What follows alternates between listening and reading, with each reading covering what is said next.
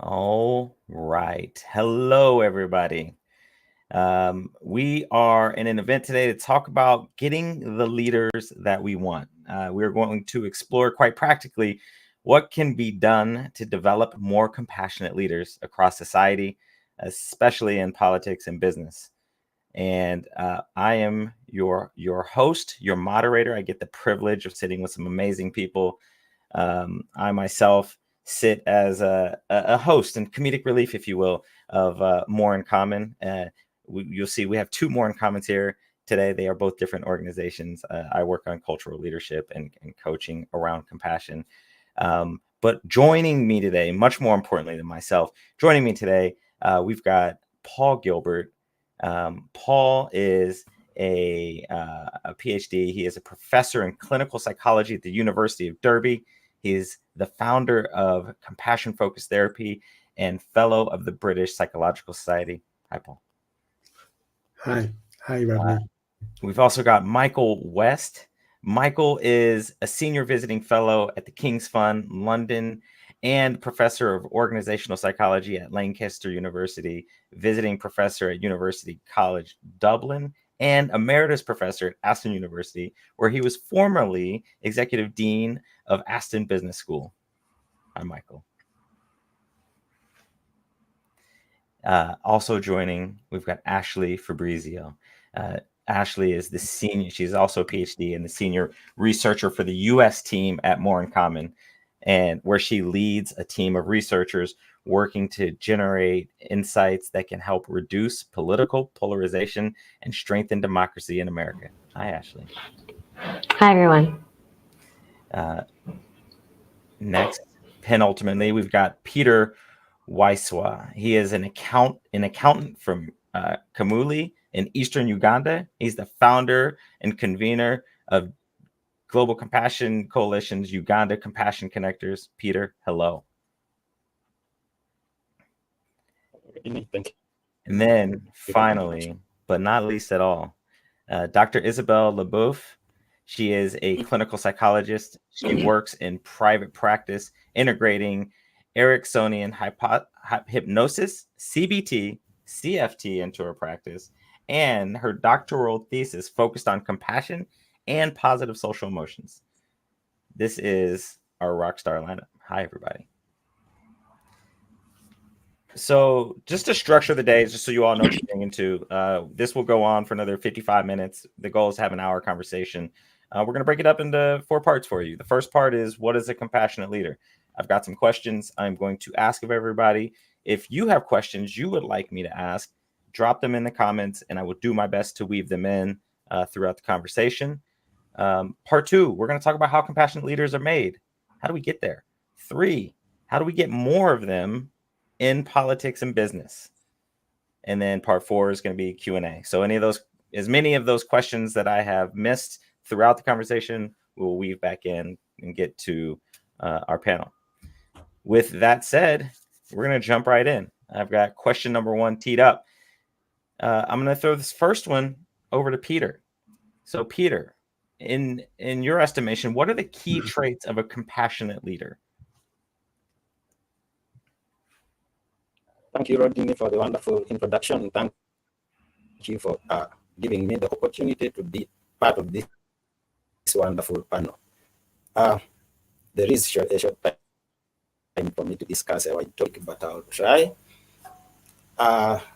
For starters, I want to say that I have been a leader for many years, very many years. But at a time, I decided that I was going to try and be a compassionate leader. And the feedback that I've got from the people that I lead and from the community is that, yes, this was changed for the good. You ask me what are the traits? These are the things that I have tried to practice as a leader that is trying to be compassionate. I'll take them very fast because of time. One of them is empathy. I have tried to practice empathy in its biggest definition. I think compassionate leaders should actively seek to understand and and live the feelings and perspectives of others. They should listen and validate the experiences of their team members. When we do this as leaders, we foster an environment of trust, and this sets us high up. One other trait, I think, apart from empathy, this one is also indirectly highlighted in the trait of empathy, but it can also stand as its own, is the trait of being an active listener. As compassionate leaders, we should not just hear words, we should listen and try to understand, giving full attention to the people that we lead and the people that we talk to, and we should give meaningful conversations to them. This helps us to better understand individuals' needs and their challenges. The other one is authenticity. We should try to be genuine. I mean, even as leaders, we are still human. We should not create an impression that we are high up there and we are not vulnerable. We we don't get challenges and we don't make mistakes. We should be open and genuine about our own vulnerabilities as human beings. This helps us to create strong relationships and create a sense of belonging. We give our team members a sense that they can confide in us, they can open up to us because they relate to us as human beings more that can also have vulnerabilities. The other trait I have tried to practice is supportiveness. I try to prioritize the well-being of my team members. I offer resources where I can, and I try to help, ensuring that every individual feels supported in their professional and personal lives. The other one is that I create an inclusive environment. I don't want to create an environment where any of my team members feel they are left out because of any reason, maybe social reasons or uh, gender differences or even economic differences. I try to create an inclusive environment for everyone to work in. The other one is patience. I have approached leadership with the knowledge that people face different paces, have different paces and ways of processing challenges. So as a compassionate leader, I have exhibited patience and encourage growth without rushing others. The other one is vision. Yes, I have a vision. I have a clear vision for my activities and for my organization. But even as I try to pursue this vision, I remain flexible and responsive to the needs and feedbacks of the other members. This one creates an impression that we all belong to the vision and we are moving the same direction. The other one is resilience.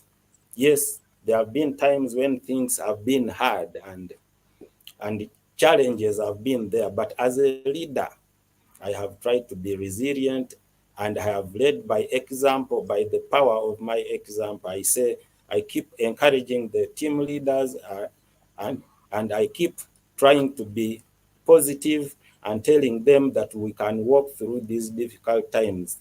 This has helped me a lot. The other one is I have encouraged my team members by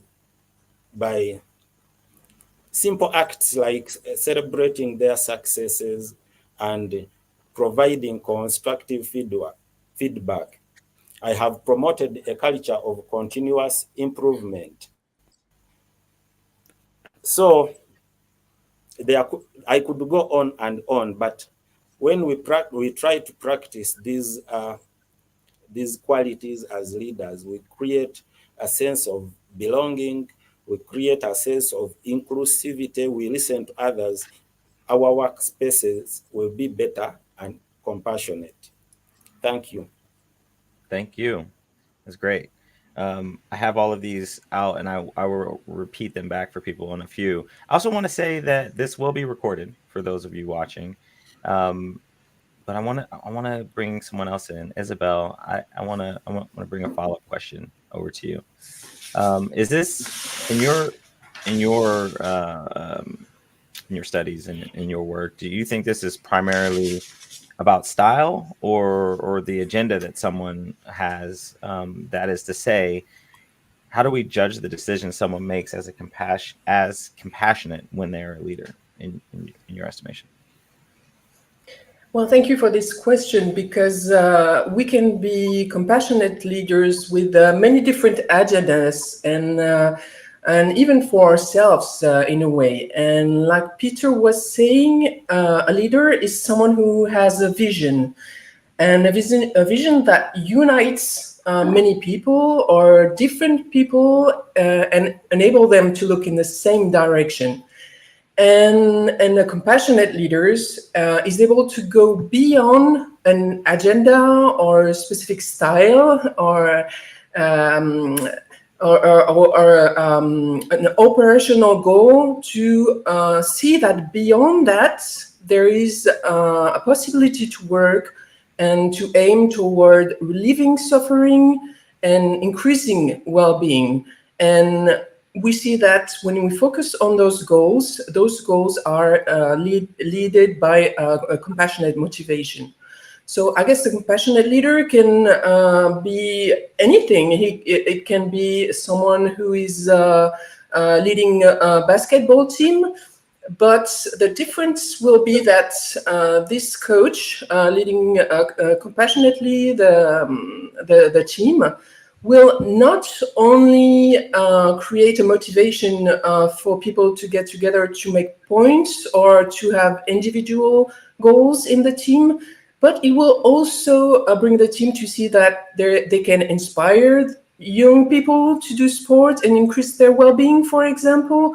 Or he can inspire the team to get together and to create a sense of community with the club, with the fans, but also inside the team, and therefore create more social joy around the team and inside the team, and also decrease social stress and release release a lot of compassion.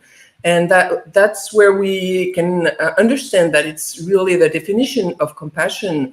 And thanks to Paul Gilbert, compassion is a sensitivity to suffering with motivation and engagement toward relieving this suffering. That's fantastic. That's puts a nice, I think, wrapper on the answer that Peter gave in listing some of the traits, right? Empathy, active listening, being genuine, patience, vision, resilience, celebrating wins, feedback. And then really, as we look to understand as somebody a compassionate leader, going back to the definition, are they relieving suffering? Are they increasing well-being? And through the actions that they're taking. So that's amazing. Thank you. Speaking of Paul, who you so beautifully threw it to, Isabel. Paul, I have a question for you. How have styles of leadership changed and evolved over our history here on this rock that we live on? Well, thanks for the question, Rodney. Like, interesting. There's many species actually form leaders. They are groups that have leaders, and for example, bats have leaders. They often follow dominance hierarchies, but not all. Elephants have leaders. They're primarily matriarchal, and the matriarchs are responsible for leading their band of the elephants to the watering holes and helping the young mothers with their infants. In primates, leaders tend to be through dominance hierarchies, and that form of leadership operates through mostly aggression. Bonobos are a little bit different.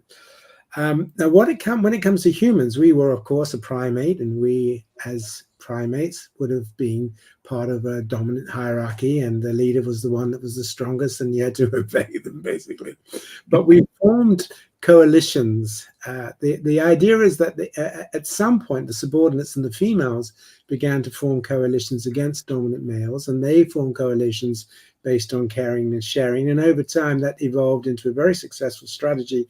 So hunter-gatherers actually don't really have that much in the way of the leader. The leader is really an individual who is able to make a contribution in terms of a particular kind of function of the group. So it could be hunting, or it could be gathering, or it could be childcare. And leaders was very much based on the contributions that we made to the group. So you would lead according to your expertise, and that was very much orientated to the benefit of others. It wasn't to the benefit of the self, particularly benefit of others. We see that same kind of leadership in species like elephants and other species.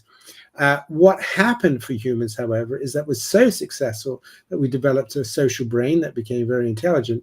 And as a result of that, we developed agriculture. And as a result of that, instead of living in scarce environments where we had to hunt and gather, we started to herd animals. We didn't have to hunt them, we herded them, and we planted. And so we became agriculturalists. As a result of that, we increased our wealth. As a result of that, we increased our group size. And unfortunately, those two processes together reintroduced competition over wealth. That reintroduced hierarchy, particularly dominant, aggressive hierarchy. And that really has been a disaster for humans, because from there, we entered into the world of the empires. Now, nearly all of the major empires, from the Vikings to the Hittites, to the Romans, to the Egyptians, all of them, all the empires are basically dominant male or elite dominant formed groups. And a lot of the individuals within those societies, within those cultures, didn't do so well. They often had high levels of slavery. All of these civilizations were rooted in slavery. About a third of the Romans were a slave class, and so on and so on. So a lot of the leadership that we have engaged with over the last few thousand years have been pretty much based on these hierarchies, and leadership is operated through a threat and violence. You did what you were told, otherwise you got into trouble. And what's re-emerging actually is a much more of a hunter-gatherer form of leadership, of understanding that leadership is really about the contribution you can make to your group. And I was just talking to Michael, and he was giving some wonderful examples of how on the ground there's these emergence of compassionate groups and compassionate connectors that are really focused around what contribution can we make to others. Now, that is a compassionate leadership, but that is the focus. So leadership isn't about how can I get people to do what I want, or to do what the company wants, or whatever it is, and I'll sack them if they don't. Compassionate leadership is the focus on the benefit to the other, and you're using your knowledge and your skills to benefit those around you. That's basically what compassionate leadership is. And that's really growing around the world, and that's fantastic to see. Unfortunately, where it's not growing and where we have serious problems with our leaders is when it comes to tribal leaders. Tribal leaders are an absolute disaster. The world has suffered terribly from tribal leaders all the way through the great empires, the Roman empires, all the way up to Stalin, Hitler, and many of the modern leaders that are causing havoc today. These are not compassionate leaders. These are tribal leaders who are into violence and believe that violence is the way to solve conflicts. So when it comes to compassionate leadership, when we have a leadership that's based on a hunter-gatherer brain and a hunter-gatherer style, that naturally falls into leadership that's oriented to be helpful to others. But when we have a competition for wealth and territories, and unfortunately capitalism tends to drive that, then we get into much more issues of narcissistic control and hold, and the preparedness to use violence to get what we want. That's where a lot of the issues of society are. How are we going to control leaders who are not compassionate, who are pretty aggressive and pretty conquestual? And whether we work with the United Nations or wherever we work, it's dealing with the leaders who control the wings, control the forces of power. Those are the ones we really have to go out after. And those are leaders that are really tricky to contain. Now, what hunter-gatherers did, of course, they contained these individuals who tried to impose their dominance on the group by basically either kicking them out or actually sometimes even killing them. But we haven't been able to do that. So leadership, hunter-gatherer leadership is naturally compassionate. That's what it is.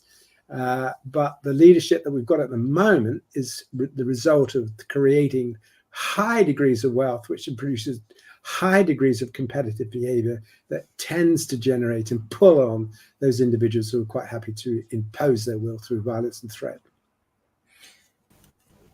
That took me through a journey that I did not expect. I didn't know bats had a hierarchy of leadership. I'm learning.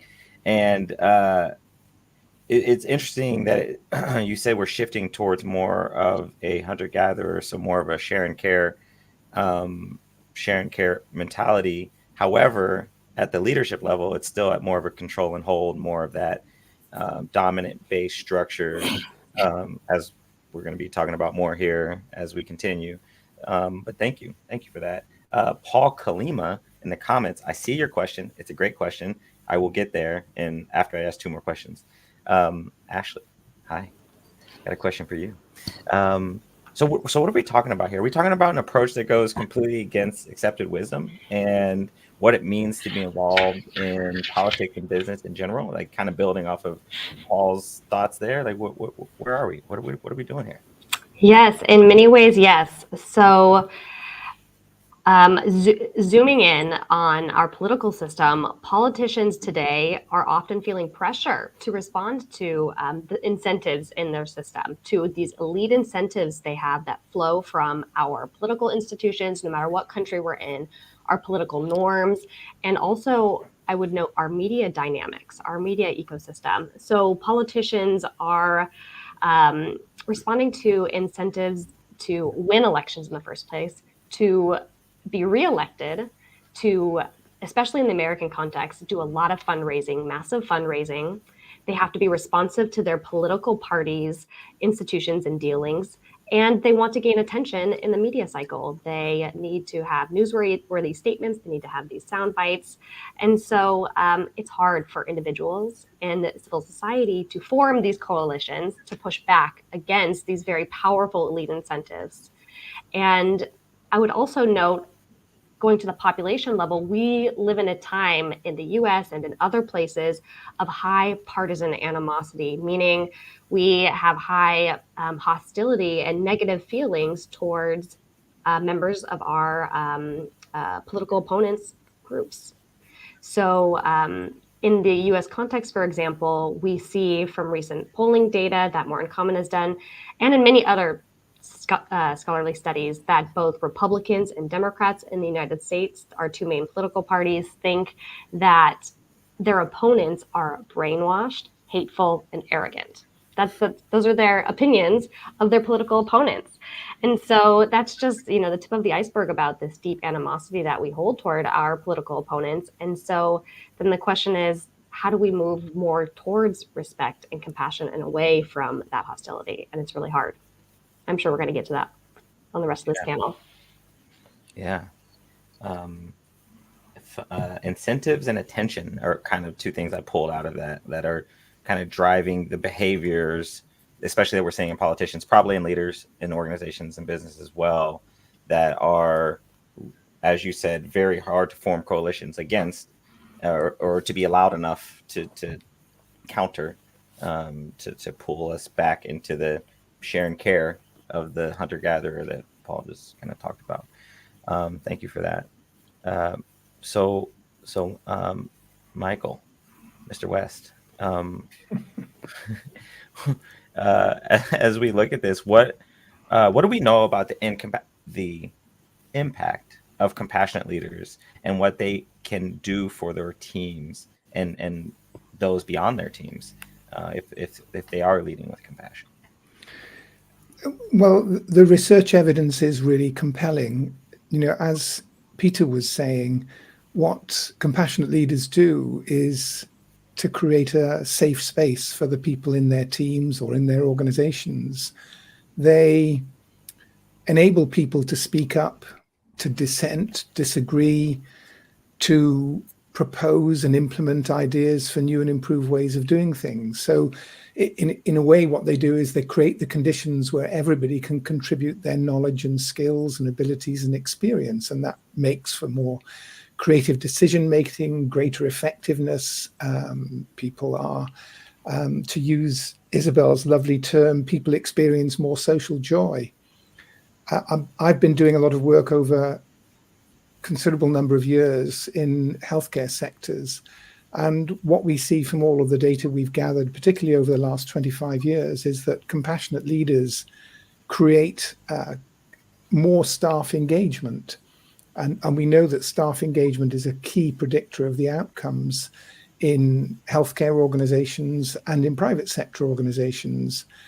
So what we see is that compassionate leadership enables people to be more involved in decision making, so that it's more collective, hunter-gatherer decision making, and that's associated with better care quality for patients, higher levels of patient satisfaction, lower levels of staff stress, better retention of staff, fewer errors that harm patients or staff, better financial performance, and considerably lower levels of avoidable patient mortality.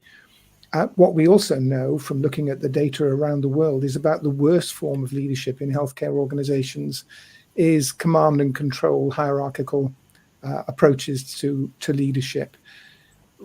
And we see similar patterns in the private sector, the links between supportive, compassionate leadership, staff engagement, productivity, innovation, profitability. And there's lots of change that we see going on in organization. And the mistake I see many leaders make is they want to drive through the change in their organizations. And we know that significant change in organizations is associated with much higher levels of stress for the people working within those organizations, and morale drops.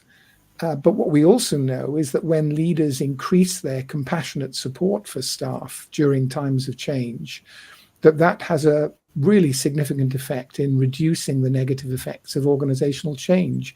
So we need to get leaders to understand that in trying to deal with change, their priority is not driving the change through and managing the change. The priority is providing compassionate leadership support for those that they have the privilege of leading. Wow.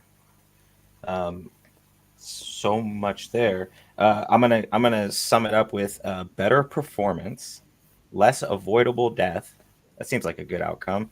And the business side, more profit. And that's obviously a super crass summary of what you just said. But I think there are some very tangible outcomes of compassionate leaders. Also, stress reduction for our teams and those around us as we work to do the hard things which require change, and as we're working through them, being that it almost sounds like compassionate leaders are a buffer for the those around them, helping cushion the difficulties of the changes that we're working through. I'm gonna take a pause from questions. I'm gonna go over to the comments. Paul Kalima asked, and I'm just gonna throw this out there to the panel, so if you have an idea, jump in. How does a compassionate leader handle malicious resistance? I think that's a very interesting question. And I may throw it all the way back around to Peter with some of your thoughts at the front, but anybody feel free to jump in and give a quick summary on your thoughts there.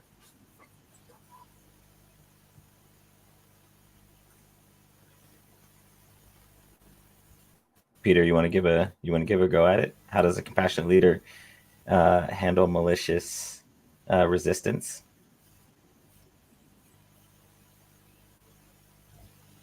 I know we've got some delay there.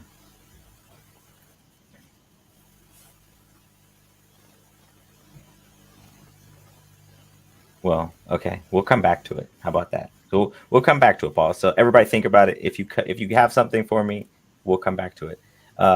Let's talk. We're going to start moving into phase 2, how they're made. I'm going to ask Paul. I'm going to start with you here. We got a question about the key inputs to creating compassionate leaders. Like what are they? And is it just about individual training and traits, or is it more about cultural and context? Whoa. Yes, I think Michael kind of set us up really for understanding and he's done some wonderful work understanding the dynamics and the nature of compassionate leadership and the consequences of compassionate leadership. So there's a lot of different qualities, and I'm sure he'll be able to add more. Firstly, of course, individual motivation is kind of important, and we know that we've done some research showing that individuals who are highly competitive, narcissistic, and have ruthless ambition, they struggle with some of the basics of compassionate leadership.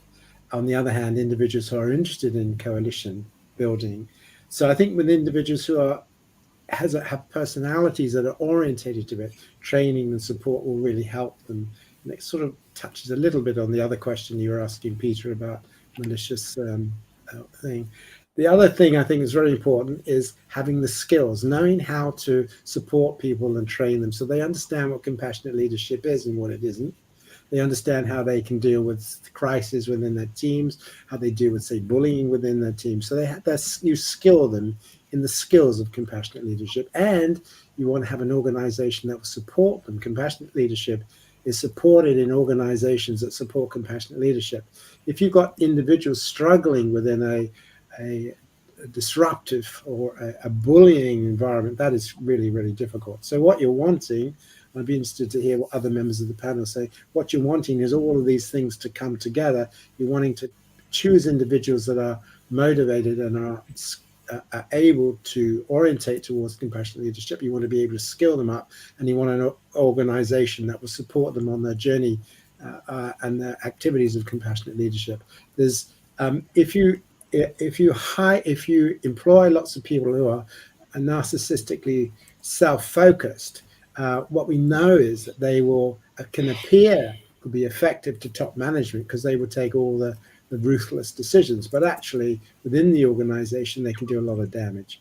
So I would see those three things as really quite important: the personalities that are coming into the organization, the skills that you are able to provide them, and the support within the organization that you could give them.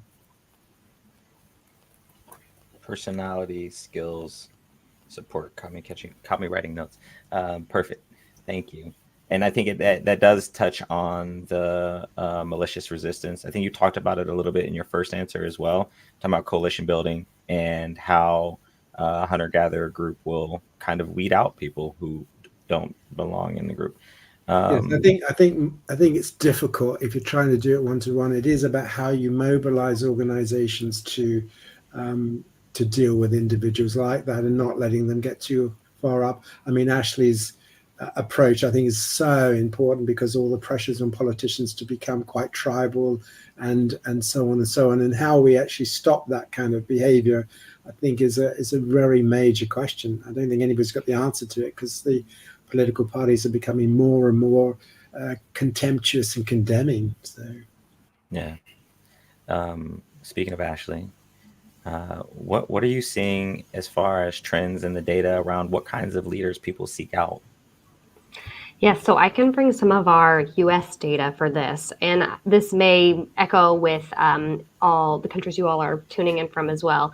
But our recent polling is showing that Americans, 2/3 of Americans are part of what we call, at More in Common, the exhausted majority. These are people who are frustrated and fed up with tribalism. They're fed up with this tribalism, 2/3 of Americans, and they want to return to more of the mutual good faith and collaborative spirit that characterize a healthy democracy. And we have seen that these numbers have remained stable over the last 7 years. So that first data point, the 2/3 of Americans from 2017, and then our recent data from this year, we're seeing that 70% of Americans are feeling exhausted still by the division in politics in the US context. So that's some important context here, is that Americans want to not be so exhausted by their leadership and by their politics. Instead, what they want is bipartisanship in the US context. We have two major parties. They want bipartisanship. They want 81% of Americans want both political parties to work together to solve problems for the country. And they want politicians and leaders who care about their views. And they don't feel like they're getting it. 54% of Americans do not feel like politicians and leaders, care about the views of people like them. And maybe that echoes with some of the comments I'm seeing in the chat as well. Yeah. But what they do want to see is politicians who will build a stronger democracy. And there is contestation in society over how this is best done. And we should be contesting this very important issue of building a stronger democracy. What we do see, though, emerging in our data is that fairness is a big theme. For example, even on there is gaining consensus among Americans, even on some potentially just what feels like maybe polarizing topics. So we're seeing that 56% of Americans believe that we can build a stronger democracy in America by working towards racial equality. And that's the majority of Americans here, and that's recent data. Wow. No, that I think you. So thank you for sharing the data. And yes, it does speak to some of the questions we have. I mean, the sentiment that most people in power don't seem to have compassionate traits.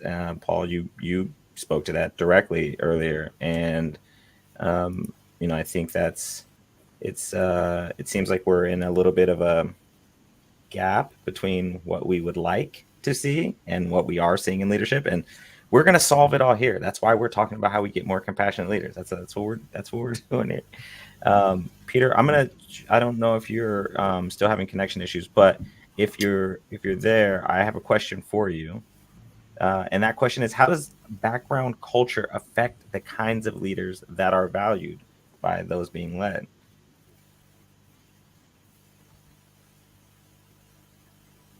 Thank you. Do you hear me? Yes. Yeah, you're good. Hello? Yeah, thank you, Rodney. Certainly, culture backgrounds play a significant role in shaping the types of leaders that are valued in different contexts. It is important for us to emphasize different contexts. And here are some key ways that I think culture informs the leadership that we have and value. Talk about the leadership styles, for instance.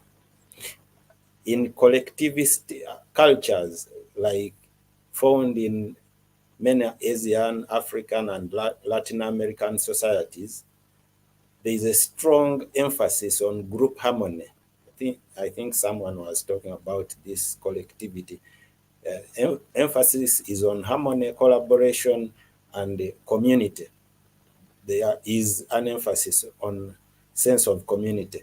So leaders in these contexts are often expected to foster teamwork, build consensus, and prioritize the needs of the group over individual ambitions, like I discussed in the first question.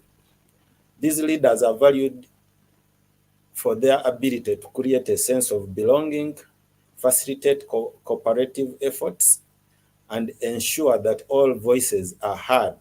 That is key. Their effectiveness often stems from their focus on relationship building and collective decision making, which aligns with the cultural values of interdependence and solidarity. That is in collective cultures. On the other hand, in individualistic cultures like those that we find in the United States and Western Europe, leadership frequently is characterized by traits such as assertiveness, charisma, and a focus on personal achievement. It is mostly the individual against the community. So in these societies, success is often measured by individual accomplishments and innovation. Leaders who embody these traits are typically celebrated for their ability to take initiative, to inspire others, and drive results. Their leadership style may involve setting ambitious goals, but by the individual, taking decisive actions, and encouraging personal responsibility among team members. So understanding these dimensions helps leaders adapt their approaches to fit the expectations and values of their teams.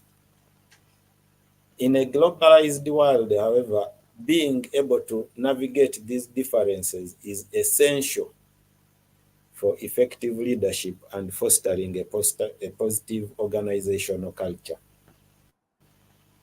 Thank you. Thank you. Lillian in the, or Marilyn in the comic says that, or asks, compassionate people are choosing uncompassionate leaders, which is really interesting. And then somebody said uncompassionate public.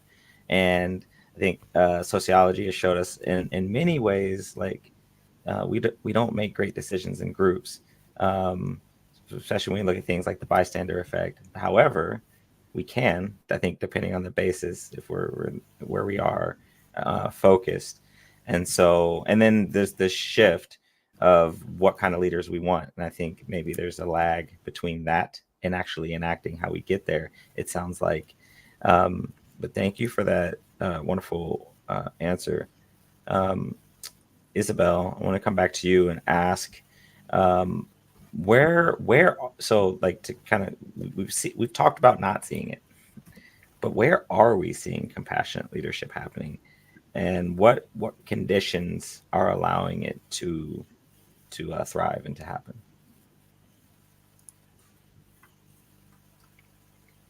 Oh, you're muted. I knew that would happen. Okay, I got your back. Thank you. I was saying that's another good question. Well, I think one thing that can help us to answer this is Paul Gilbert's work, where he reminds us that in compassion there is two psychology. There is the sensitivity to suffering and the engagement to do something about this suffering. And so one of my own compassionate mentor is the Dr. Marydale Peterson. She was the president of the American Association of Anesthesiologists during COVID. And when I listened to her, because she's one of my friends, and also my hot mother. And when I listened to her talking about this experience for which she was called the war president, she explains that she needed to find answers to protect the anesthesiologists, and also find answers to technical issues around supply missing to help anesthesiologists do their work.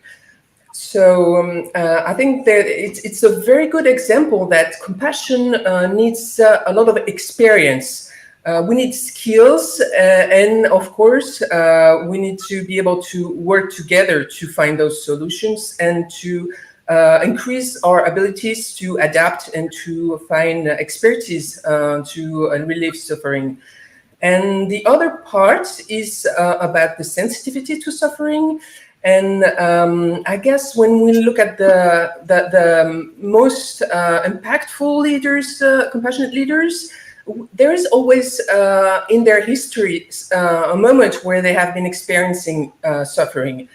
And if we have not been in contact of this to suffering for some reasons, there is still hope to become a compassionate leader, because we can move toward and to witness this suffering. For example, if someone is the boss of an enterprise and has no clue what the people who are doing a difficult job and maybe the less well-paid job are going through and what their suffering is, well, he can move toward and make the experience of what they are going through.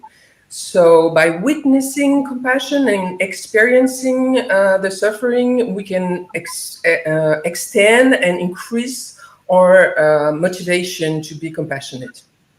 I wrote experience and then I underlined it like 6 times from my notes there. And And it almost seems like there's an underlying confidence that needs to be had in order to allow someone to express that compassion and allow someone that's a compassionate leader to be in place, so that we can get to all the wonderful results that we're going to get when we do. Michael,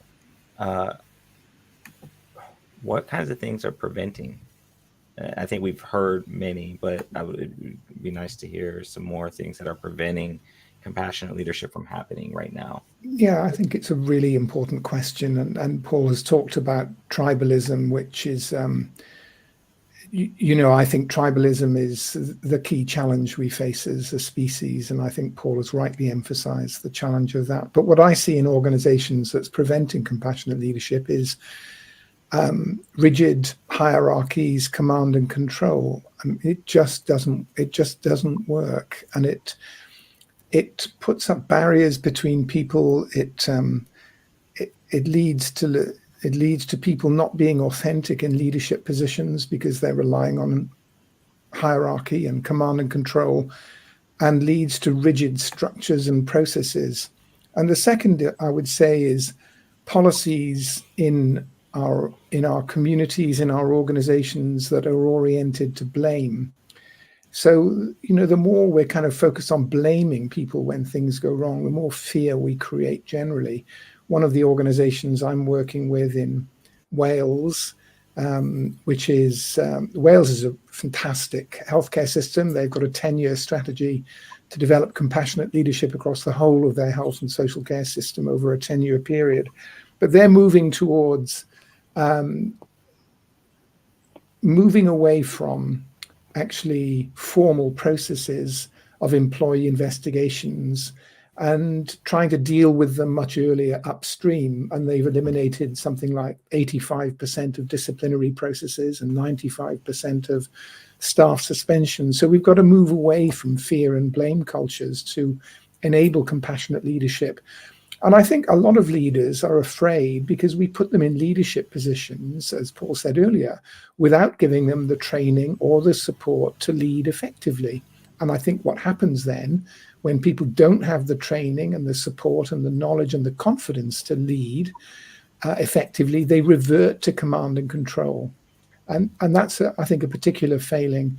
And also part of that training should be cultivating in leaders the assumption that those people that I lead are good, they're capable, they're like me. And the example of malicious resistance, I think, is a really interesting one. I mean, there's something about really trying to understand where the resistance is coming from, because behavior is usually a consequence of the situation we find ourselves in. So it's being compassionate and listening and seeking to understand and empathizing and seeking to help to understand where this resistance is coming from. But we need to give people the skills to deal with behaviors that are consistently damaging in our teams. I mean, in healthcare, where I do a lot of my work now, if you have somebody in a team who is consistently cynical or aggressive, then that's as dangerous to patient care as medication errors or dirty equipment.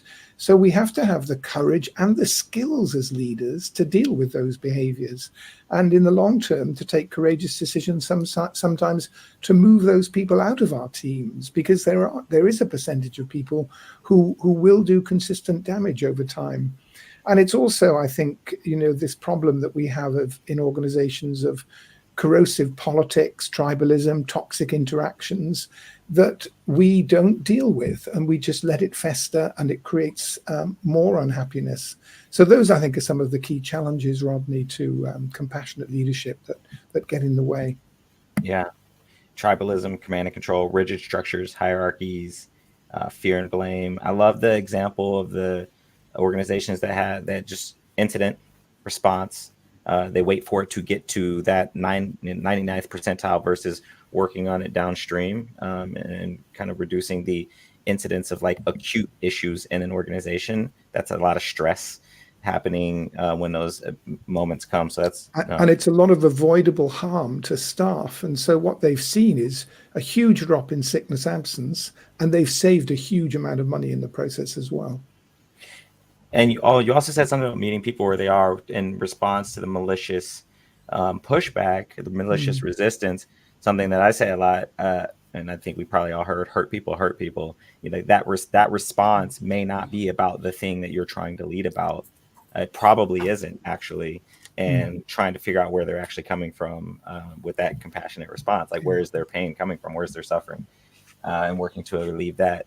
All right, so I've got a handful of more questions, and we've got like 9 minutes. So I'm going to kind of try and rapid fire through these, and do your best to give a concise answer, so we can leave a little bit of space for questions. But if we can't get there, we can't get there, because these answers have been wonderful.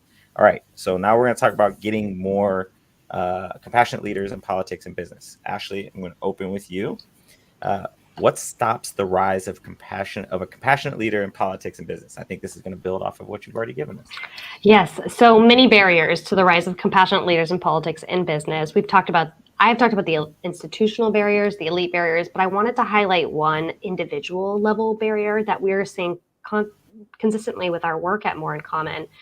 So we are seeing that individuals have a lot of fear about our political opponents and misunderstanding about our political opponents. And so we measure this with Americans, but this is probably relevant with other countries as well. But we are seeing that oftentimes Americans really misunderstand our political opponents on key questions. And we call this a perception gap. This is the difference between what Americans believe their opponents think and what those opponents actually think. And so I have a few examples here on topics that are really kind of hot button in American politics. So we misunderstand our political opponents on issues about teaching history, about the proper historical perspective in lawmaking, and around political violence. So I'll just share a few data points on this. But 92% of Democrats agree with the statement that all students should learn about how the Declaration of Independence and Constitution advanced freedom and equality in America. But Republicans think that number is only 45%. They think only 45% of Americans agree with that, but 92% of Democrats do.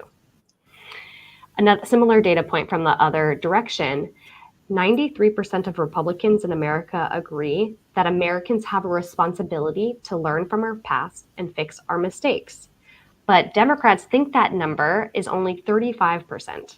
They think that only 35% of Republicans think that Americans have a responsibility to learn from our past and correct our mistakes, but 93% really do. And then some even more recent and topical data around political violence is we did some polling after the attempted assassination attempt against former President Trump this past summer, very scary event.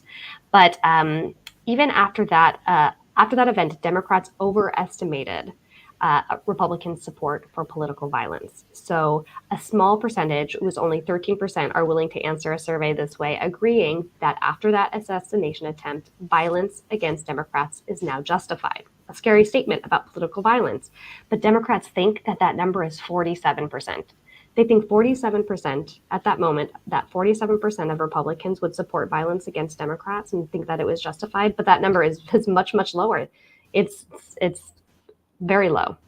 And this is important because having those kinds of perception gaps, those large perception gaps, is linked to, at the individual level, is linked to a greater fear of civil violence in the next year.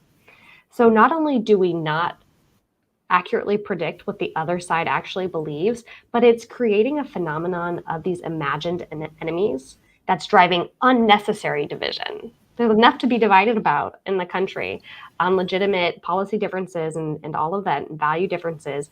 But where there is unnecessary division, we see at More in Common our role to help point that out and try to undermine those sort of negative reinforcing cycles that lead us to more conflict, more hostility in anticipation of the other side doing something worse.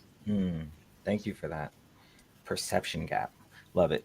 Isabel, what are the conditions that can help these compassionate leaders or help us get more compassionate leaders in politics and business?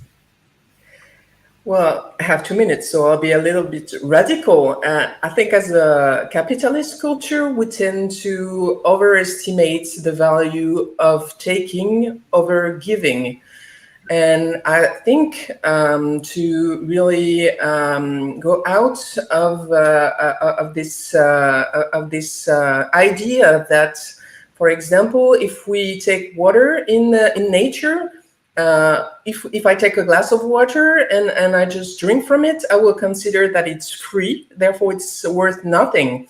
But if I put it in a bottle and I sell it, then I will consider that taking this water is something that is giving worth to this water. So if we start to see that what is given to us, that is water that is given to us, what nature gives to us, what compassionate leaders give us is of value, we will start to see more compassionate leadership. I think, I hope, and compassion is a giving motivation. Thank you for that, Michael. What examples exist of compassionate leadership right now? I see examples of compassionate leadership everywhere. This morning I was in a hospital in London, 7,000 staff, Lewisham and Greenwich Hospital, speaking with about 150 nurse leaders, the most compassionate, inspiring, amazing people. I think that, in our day-to-day lives, we keep encountering these people. They're there everywhere. Of course, there are famous figures too. I always think of Nelson Mandela as being a wonderful example, an inspiring, courageous and compassionate leader. But you know them by their actions. They're effective. It's not they're not just simply being nice to people. They're leaders who are effective. They're authentic. They're courageous, as Peter and Paul and Ashley and Isabel have said. They are inclusive. If leadership is not inclusive, then by definition it's not compassionate. As we've talked about, they model collective leadership, not trying to increase their power and influence, and they lead compassionately. And this is critical. They lead compassionately across boundaries. They work with other teams, other departments, other organizations, other parties in a compassionate way, always asking the compassion question: how can I help you, or how can we help you? And I think those two questions are what help to identify. There are two questions that help to identify compassionate leaders. They ask, how can I help? And they ask, when things go wrong, what can we learn from this? So their presence and compassion radiates out from them to those they lead in ripples that have really powerful and profound effects. Thank you for that. I want to ask I know we're pretty much at time. I can go over a couple of minutes, but can you all give thumbs up? Yeah. Isabel, are you good for a couple more? Okay, cool. That'll give us time to. So, audience, we're gonna get a couple more questions. We lost Peter. I think he had a tough connection. If he can jump back on, he will. Oh, look at that! Speak of the Peter, and he shall return.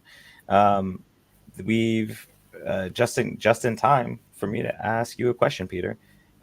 What barriers do we need to remove to help more compassionate leadership end up in politics and in business?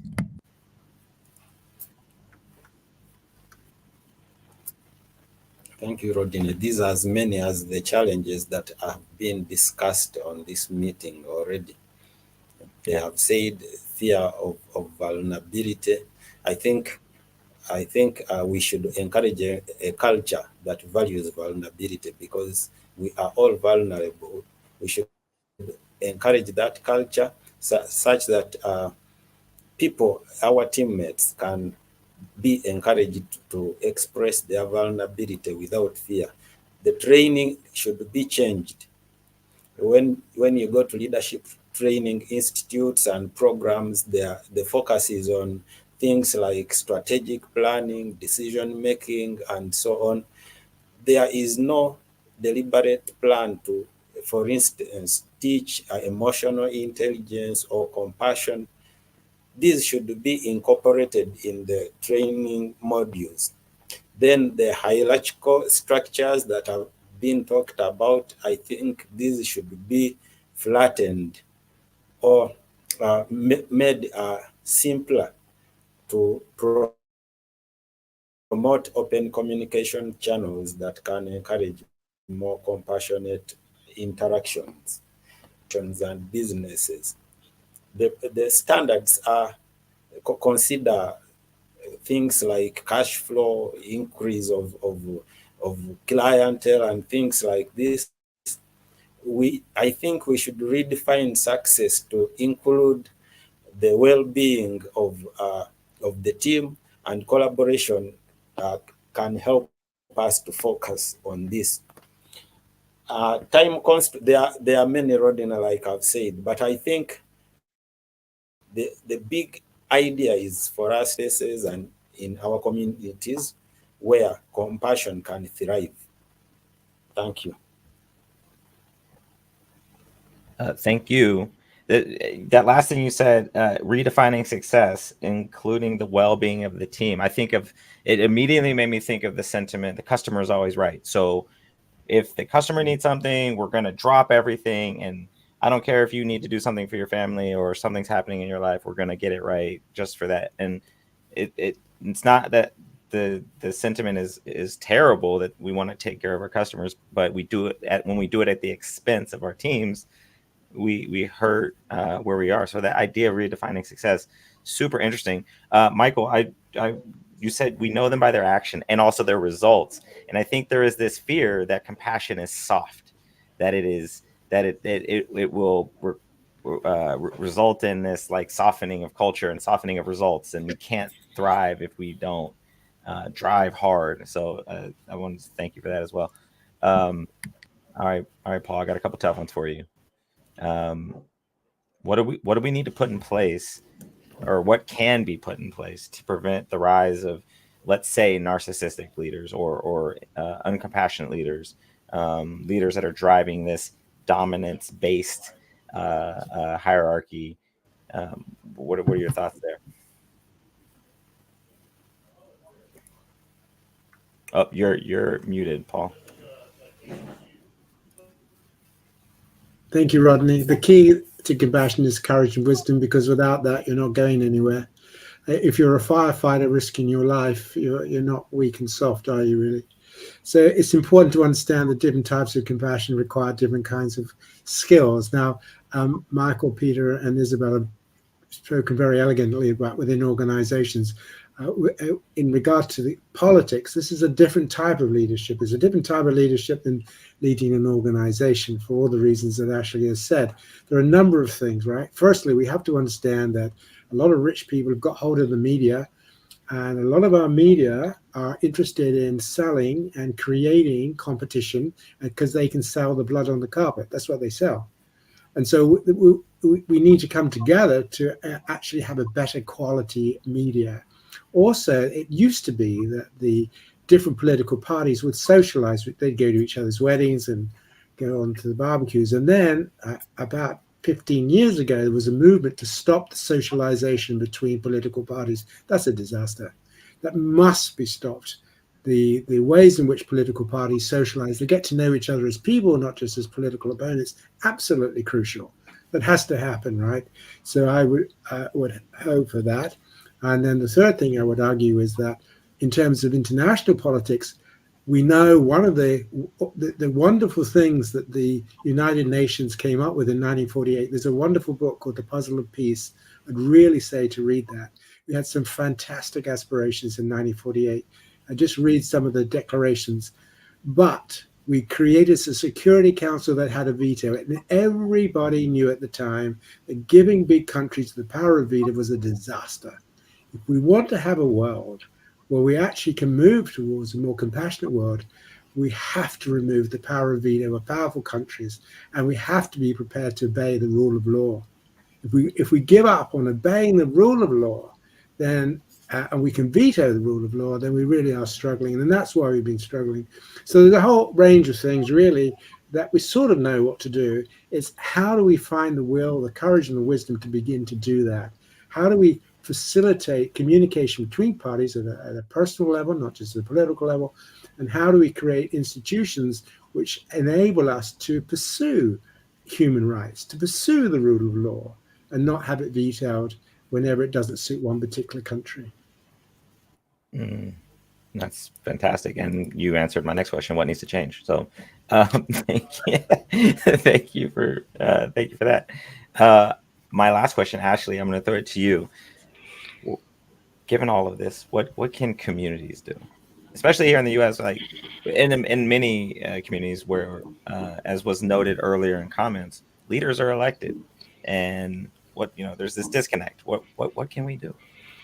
Yeah, I think my first comment will be to echo Lillian's comment in the chat from closer to the beginning of this call, which is that we can demand more dignified political rhetoric from our politicians, less contemptuous political rhetoric from our politicians, hold them to a high standard in their at the ballot box, and interact in their feedback to politicians, hold them to a high standard in how they speak their political rhetoric. And we can start living this value in ourselves as well. When we discuss political topics in our own lives, with our families, with our friends, with our children, when we talk about our political opponents to people even on our own side, we can speak more respectfully about them in a way that honors their human dignity and is less contemptuous. Another item that I would encourage what communities can do to encourage this kind of compassionate leadership is to be able to discuss our genuine disagreements within our communities, to actually be able to discuss those. It remains important to have those conversations, because at the root of those disagreements are differences. We find this in our work. We find this, that at the root of our disagreements are really differences in our core beliefs, which are these deeply held psychological components to our sense of self, our identities, how we were raised, that govern what we value and how we see the world. And so when we're having conversations within our communities about our genuine disagreements, it matters to acknowledge and respect the values that drive our beliefs, so that we can begin to restore within our communities a sense of respect and unity within our communities. We can do this at the local level. The politicians may have all of their elite incentives and be playing those games at their levels, but we can lead within our own communities, within our own families and lives. And I would like to note that this is important because while our differences are often rooted in major divergent views, major differences in our core values, that doesn't mean we can't find common ground. And even Americans believe this. The vast majority of Americans, 3 out of 4 Americans, believe that our differences are not so great that we can't come together, despite all of our differences. 2 other items as well I would list. One is, at the individual level, we can all be careful about our media habits, because we see this with much of our survey data that increased media consumption by us as individuals, increased political engagement on social media, is linked to higher gaps, these perception gaps, linked to higher perception gaps about our political opponents. That's just one data point, but we can see that we should be careful about our media habits.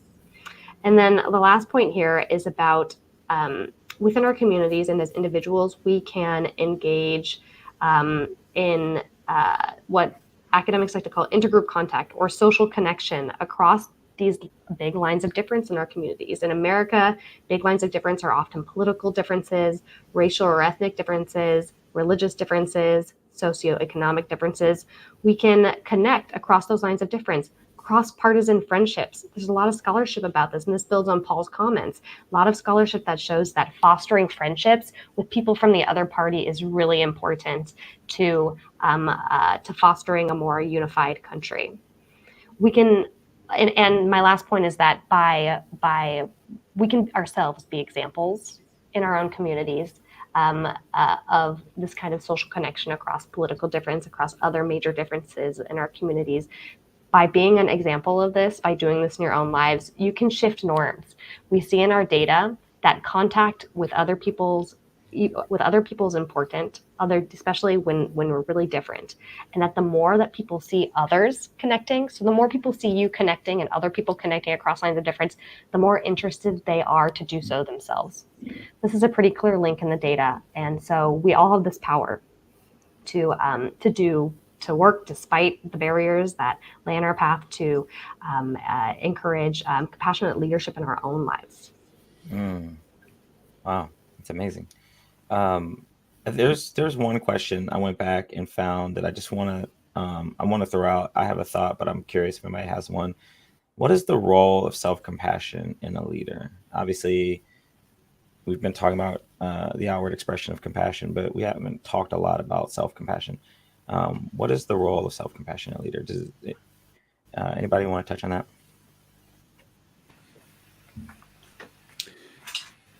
Yeah, go ahead, Isabel. I saw you come off mute. Well, I think self-compassion is really key to regulate emotions.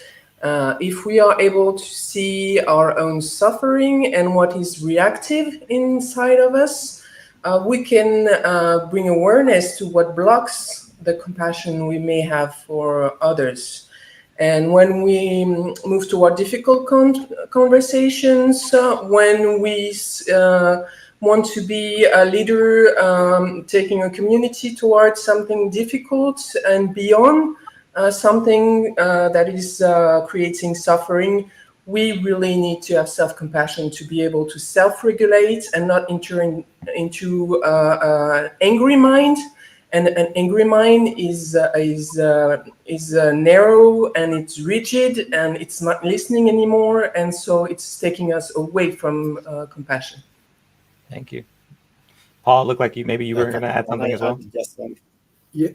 Yes, it can be helpful. I mean, I think what Isabel says is absolutely important. It depends what you're being self-compassionate about. It's sometimes said if you're not self-compassionate, you can't be compassionate to others. That's simply no evidence for that at all. I work with the Medical Defense Council Union and worked with very depressed doctors. Many of them were perfectionistic. They were very self-critical. They always worried about making mistakes, but they'd laid down their lives for you. And some did in COVID.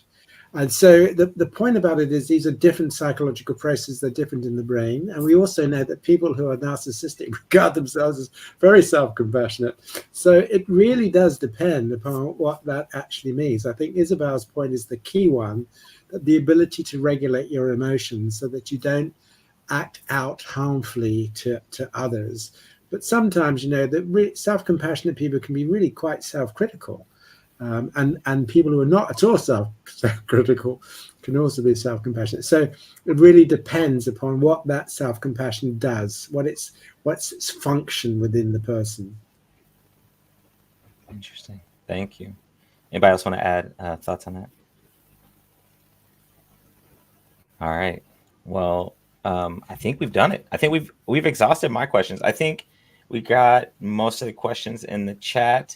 And we went only 15 minutes over. I mean, for me, that's a huge victory. So I'm really proud of us. We did a good job. We had fun. You did a good job, Ronnie. You did a great job. Oh, thank you.